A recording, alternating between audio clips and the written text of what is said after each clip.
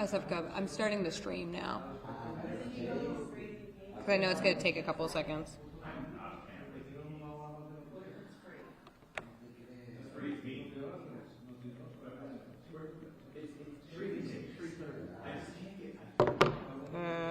No, briefing's at 3. Allegedly.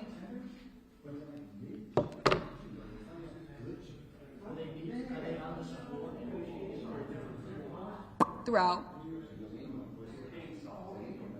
We're very lucky that our partners have let us use various spaces. Oh.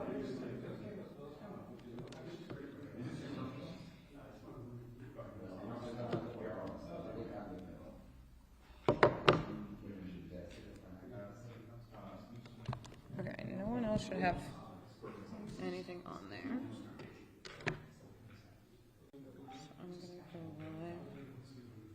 Okay, I think this is everyone that I have who's RSVP'd, so just going to do the rundown like I did in the morning if you were here. Maria's going to do the same thing. She's going to give a couple of minutes of talking, and then we'll go questions, same thing. Look at me if you have a question. I'll call on you, no shouting. Bathrooms? Downstairs. They're very nice. Let me know. I'll be over in this corner for when questions. Just look at me. I'll go. I'm going to do everybody who wants to ask a question, get your question, and then I will go back to people who have follow-ups. Great.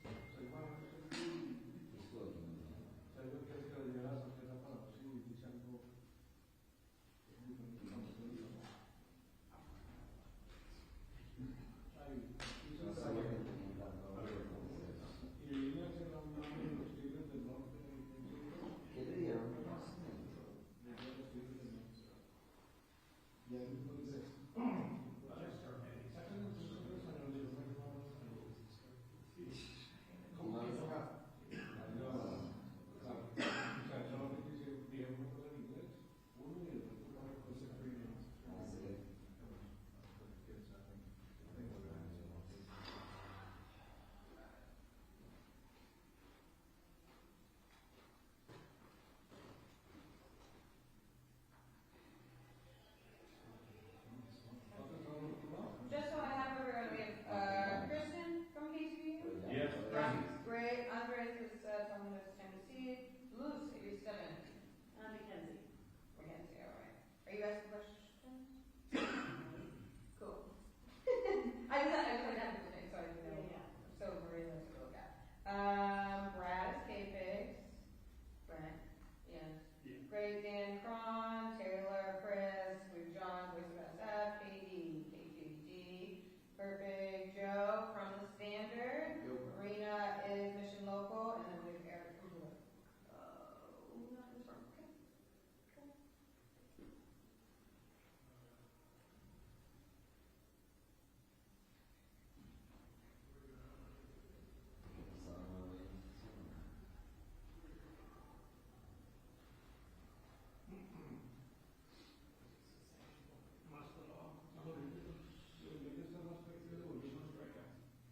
You know which side she's coming in from? She should be coming in from right behind Maria right now. Oh, that's up.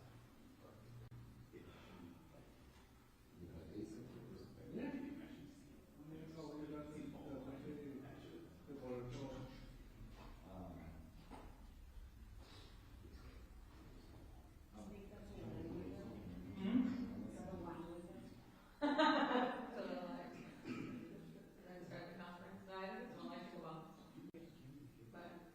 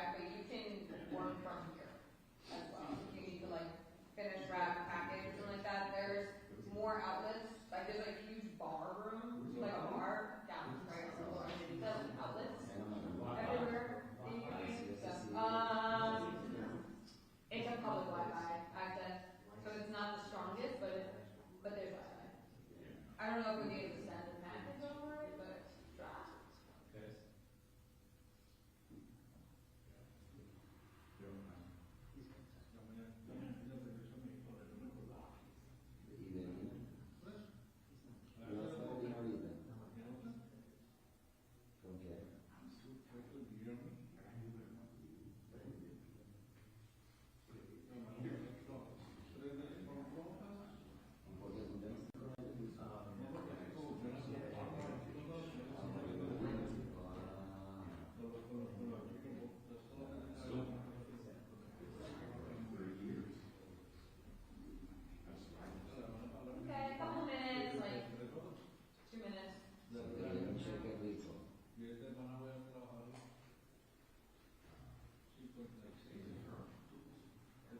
couple minutes, like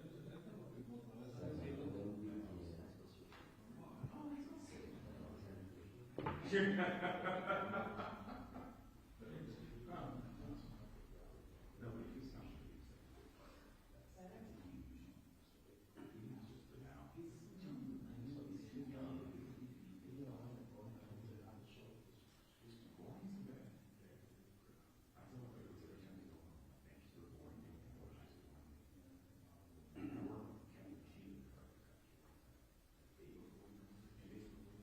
minutes.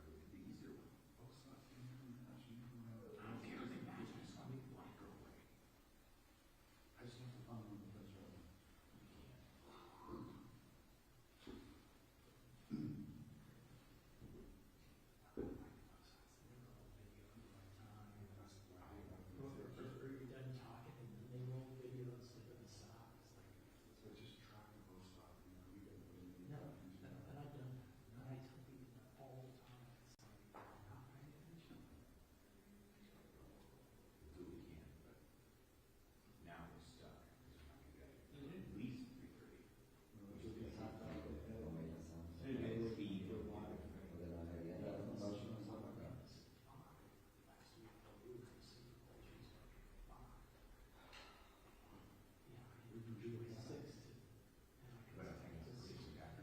Yes. Well, when you were singing. Yes. We were singing together. Just to be clear, he was I had my arm around. Oh, you were not accompanying him. No, we were singing together. He was playing. I had my arm around. Sweet Caroline. Yeah. I think I was that. It was a meal back in It was. That's why it's not.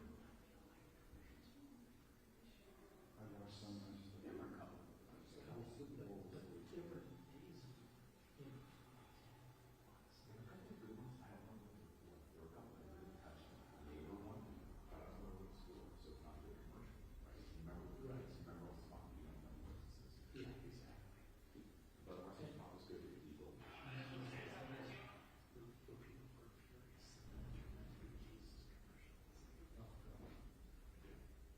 The Dunkin' commercial was good with, Oh, they have that? memorable, and you know exactly what product it is. I did know what the product was, but I didn't know. I liked it. It was clever.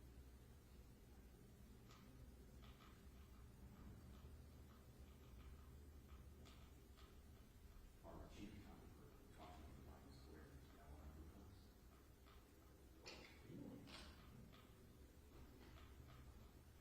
you're supposed to take my lunch.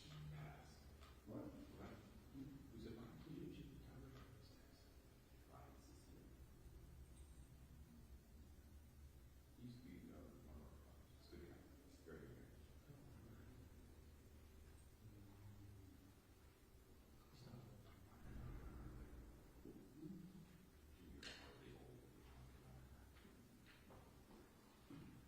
That's something you tell me all the time.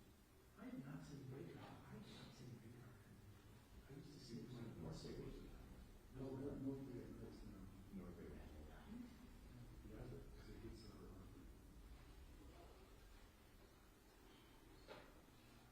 Oh, super hard. and he works with the photographers up there. He gets to see it. Photographers him up there. I don't know. They were actually not as good as stop. Oh my God. Dude. I know, it's like, Three months more. We're on board for package review. Leave. I'm cutting. See, this is being texted. You say, hasn't started with me before 50.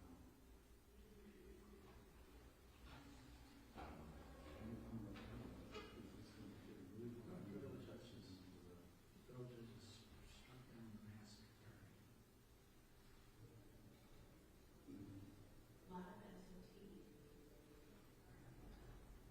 Hey, just really heads up, this is what's called, just still, I'm supposed to do it either four, I didn't even start anything. So you might want, you have to look at that, we might have to do a strict line at four, and then have a package for package six. That, I just,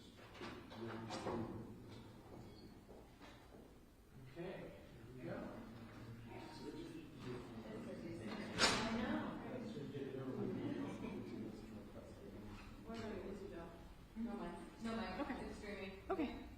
Hello, everyone. Okay. All right. how do you call Captain back now? I can't talk to anybody.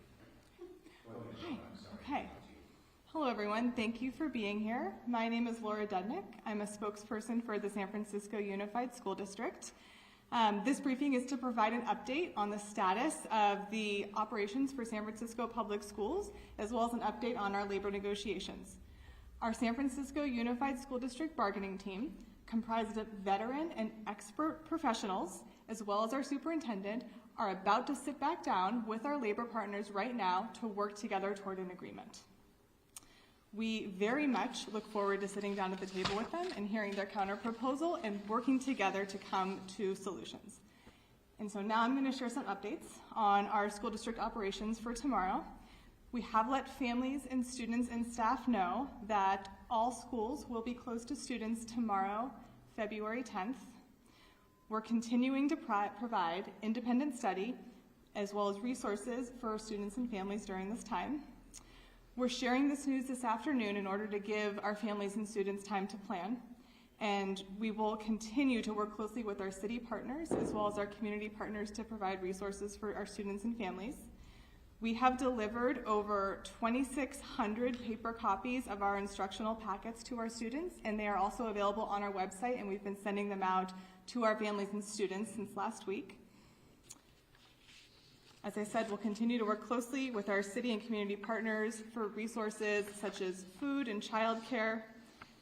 Based on the numbers we have so far today from our after-school community-based organizations, we know that approximately 1,000 students attended our programs, and there's more spaces available, so we expect that more families will want to access these programs tomorrow in the event of an extended strike situation.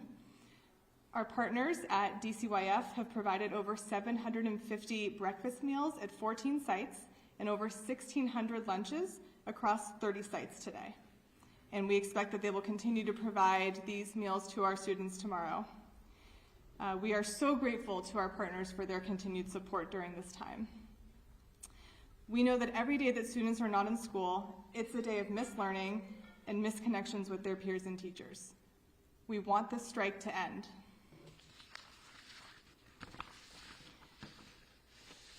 We are glad to sit back down at the table with our labor partners, and we remain committed to finding an agreement that supports students, educators, and our school communities. We recognize the urgency of reaching a full agreement. We understand the strain and the difficulty that school closures place on students and families. Every day matters, and we need to find a swift resolution. We are ready to work around the clock, and we are working around the clock. Our team is working around the clock to come to an agreement that honors our educators and that is fiscally responsible.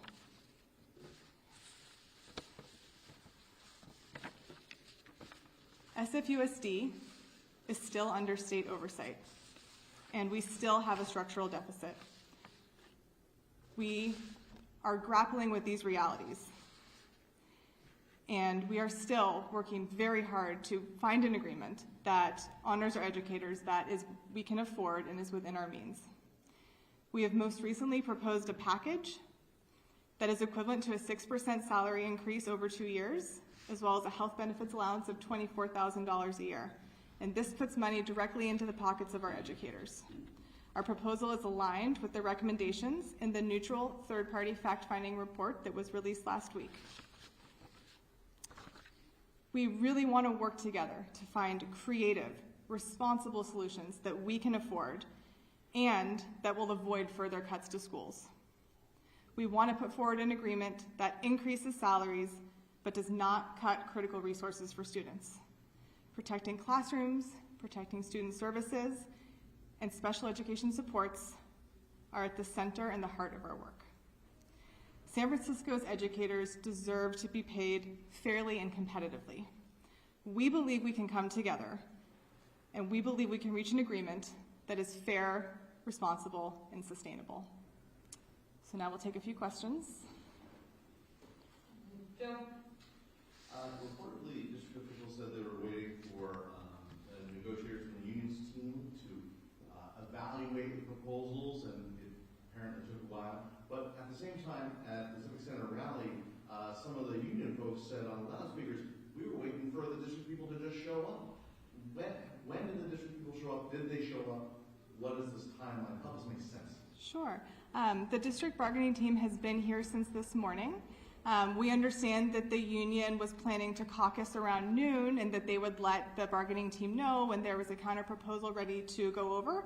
And just a few moments ago, our bargaining team heard from the union that they were ready, and so our superintendent and our bargaining team immediately got up and wanted to go sit back down at the table with them. So we look forward to a productive conversation. My question is, tomorrow's closure meeting, are you still at $7 to $10 million loss estimate for every day this closed? Let me check on those figures and we can follow up with you on that. Okay, and the other follow-up is there no money in the current budget to pay for this? So the proposal that we've put forward, there are different places where the funding for the salary increases in the healthcare would come from. We're really trying to be creative, and because we've presented multiple proposals, and those have different revenue sources connected to them, I would refer you to the most current proposal on our website, which is posted, so you can see exactly what those proposals and the funding sources are. Yeah. Board President Bill Kim and the Vice President showed up at around 2:30. What's their role today? So I don't want to speak on behalf of the Board of Education. Our superintendent has been, in close communication with our board as well as our city partners to make sure that, we can all work together to come to an agreement that is fair. Has there been any confirmation of whether or not the funds that are being used for potential healthcare dollars, does that come as a take back or a concession on the union side with previous funds? So the San Francisco School District has limited funds, and so we know that there is a certain amount that the district can afford in order to give raises and the healthcare benefits to our educators. And so we're looking at different ways to be able to fund those, and we do understand that some of them might mean that there would be some restructuring of other elements of what is in the contract, such as AP extended prep periods as well as sabbaticals. So we know that these things are very important to our educators, and we are glad to be able to provide them. But at the same time, we have to look creatively at solutions so that we can afford the raises and the healthcare benefits that we know are a priority to our educators. And as we're doing this work, we're looking at what's in the neutral fact-finding report so that we can make sure that the proposals we're putting forward are consistent with what the experts are recommending, as well as what we believe would be in alignment with what the state guideline has for us. So because we are still under state oversight, we have to be very careful and very thoughtful about how we are allocating our resources. Dan and then Brad. Did you say you were going to get back on what the deficit is for next year? Was that his question? I believe the question was around the cost of when schools are closed to students. All right. Yeah. So my question is, what is the number for the current deficit for the next year or two? And is it possible, and you said the state still has to agree to, they still have oversight on financial matters. So is it possible you come to some agreement with them? Does the state have to sign off on it? And if they don't, does that send you back to the table? So San Francisco Unified operates a $1.3 billion budget. Last year, we cut $114 million from our budget, which was very challenging, and we know we are feeling the impacts of those cuts on our students every day. For the next year, in our unrestricted and our restricted funds, it's a total of about $100 million deficit for next year. And for years, we've operated at a structural deficit similar to many other school districts around California, where we are spending more money than we're bringing in. So we are under state oversight right now. We have state-appointed fiscal advisors who have the authority to stay or rescind any budgetary decision by the Board of Education if they deem it to be counter to our fiscal stability. So any raises that we put forward, any agreement that we put forward is something that we would need to make sure is in line with what the guidelines for the state that they have set. But you have to pass it through them? So they would need to approve any raises, yes, any agreement. Brad. Sorry, just going back to the timeline. So were negotiations supposed to start at noon? I'm just curious when they actually started, if there was a specific reason given. Because I know, like, the mayor talked about how he was frustrated that there was no talks going on Sunday. I know you guys were waiting for a counter offer, but just wanted to get more clarification on that. We are coming into this with good faith. We really want to have good faith negotiations with our educators, and this is very complicated work. And so we, on Saturday, met with our labor partners beginning at 2 until about 10 o'clock, and we had presented a proposal to them and heard from our labor partners that they wanted to take some time and then present a counter proposal. And so for today, our understanding was that they wanted to meet in caucus at noon, and that they would let us know when they were ready to sit down and share a counter proposal, and so that is happening right now. Just on a follow-up on the state oversight, is your concern about what the union proposing right now, would that be rejected by the We just want to make sure that any proposal that we put forward or any agreement that we come to is something that we can afford. We owe that to our educators. We owe that to our students as a school district to continue on the path to stability. We want to be able to stand on our own 2 feet. And so we need to make sure that any agreement we put forward, we can afford. And we've been working closely with our fiscal advisors since they've been appointed by the state. And so we know how we can operate efficiently and live within our means, and so we just will continue working with them. Katie. The rally just took place last night. You have really big turnout, a lot of strong support, and educators have said they've rejected the proposal, the most recent school district proposal. Does the district plan to move on wages in healthcare, potentially fully funded healthcare? We're sitting down with them right now, and so they'll work through those details together at the bargaining table. Wondering if the education contracts that parents sign in San Francisco, does that help the district get funds from the state for those students who aren't physically in school? And if so, how much money does that bring in? Does it equal or approximate what you've lost in terms of students not being here? So as a school district, we're very concerned if students are not in school. We don't want a disruption to their learning. And so when we knew last week when the Board of Education approved the resolution for the superintendent to begin planning in the event of a strike and making operational decisions in the event of a strike, we knew that we needed to start planning for how would students continue their learning if we did have to close schools. And so the independent study packets are optional. We do have more information online, and we want to make sure that families have access to learning resources during this time. But again, we are focused on coming to an agreement. We really want to work with our labor partners, stay at the table, work out these remaining issues, and come to an agreement so that we can end the strike and that we can reopen schools. But does that bring in funds? When the parents sign those contracts, does that bring in funds? And if so, do you know what that dollar amount is? I will check on that and we'll follow up with you on that. Taylor and then Joe. Do you have any estimate of how many students have or their parents have signed those contracts? I don't have that information. Go. Yeah, there was some talk in prior months about layoffs being on the table. Will these daily fines bring us closer to possible layoffs? So every year, all school districts in California have different deadlines and requirements they have to meet regarding preliminary layoff notices and then actual layoff notices. We follow those deadlines every year. It's a very challenging thing. Nobody wants to go through this. Because we've been really trying to live within our means and make changes to the way we operate, and we have made a lot of progress in how we've stabilized, we're committed to being transparent and to letting people know when we have news to share about that. Okay, thank you everyone.